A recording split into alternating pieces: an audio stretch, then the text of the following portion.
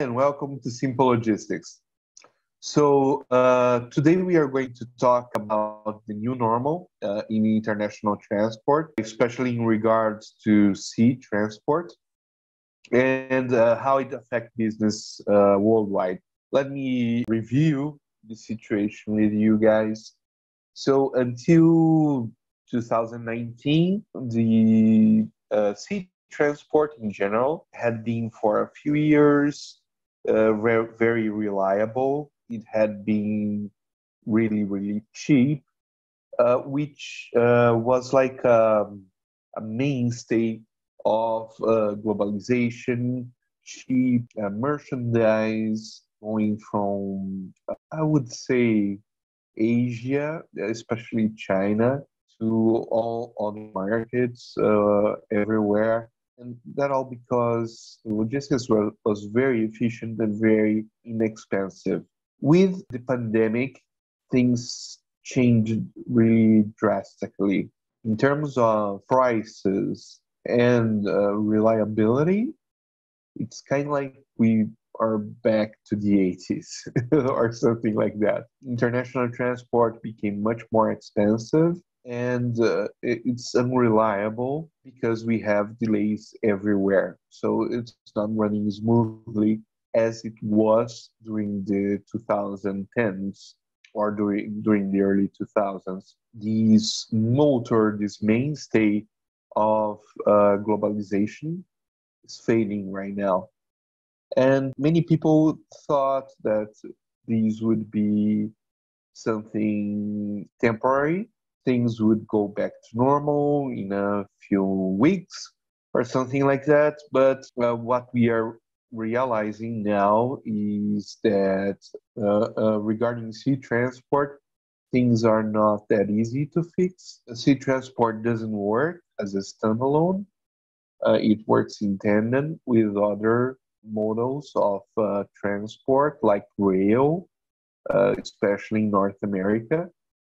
And rail in North America has big issues, especially regarding its old infrastructure, which is also causing delays. So, in North America right now, we have ports that are like overflowing with the containers they received.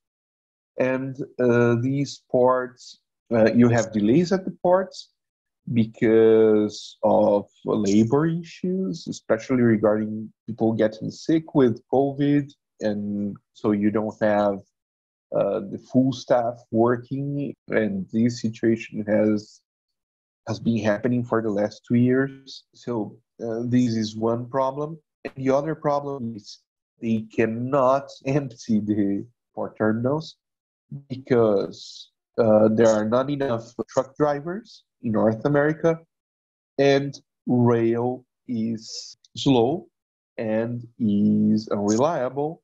They are not punctual in their schedules because the infrastructure is really old and it's degrading over time, and they have not been putting enough money into maintaining the rail there. So that has created a situation of shortage of containers globally, and even countries that are not in the middle of this mess, like my country, for example, in Brazil, you cannot find empty containers to export. So right now, I have a small import-export business here, and we are kind of quoting. We were quoting last week an export of toilet paper to Mexico, and the price of one 40-foot high cube container from Brazil to Mexico, the price that we received on the quotes is three times what it used to be in 2019. The situation globally is we are paying higher prices for sea transport, and even though the prices are higher, you are not you don't know if the ship's going to make it on schedule, if it is going to make it on time, if you are going to be able to put your container in the ship that you booked, or if they are going to put in the next ship. So it's really, really a mess right now.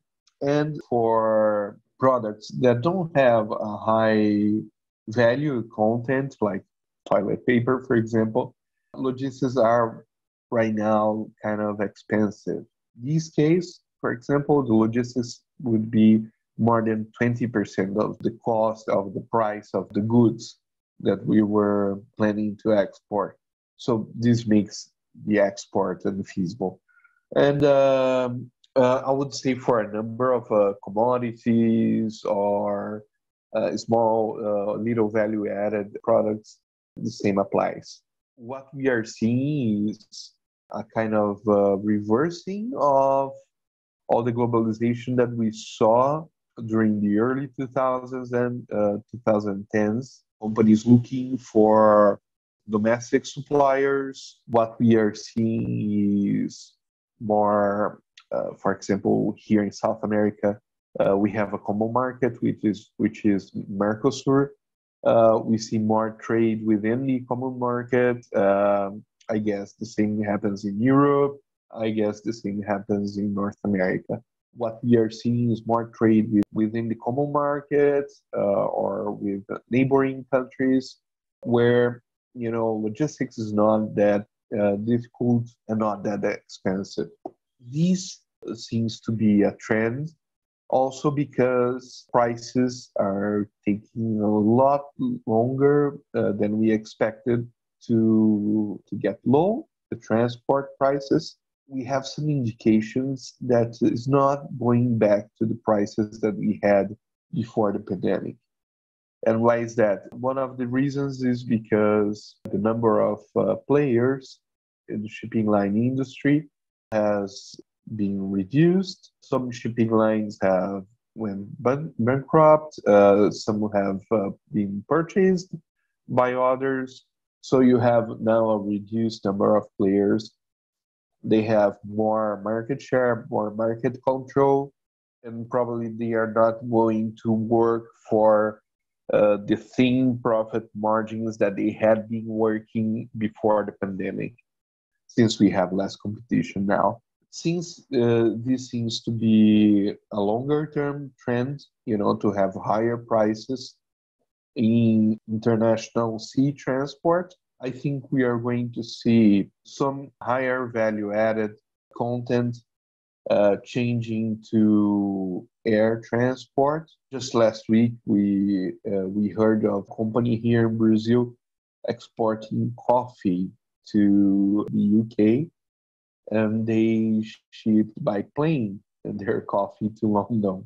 Obviously, it's a premium coffee. It's really expensive, but before you would never do that because sea transport was so reliable and so inexpensive that it was just unthinkable to change it to the air transportation mode.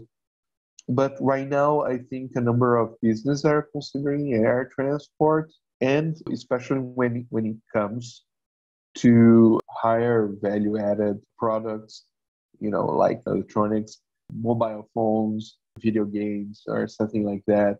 The cost of transport compared to the price of the product, it just is just a few percentage points or even less than that.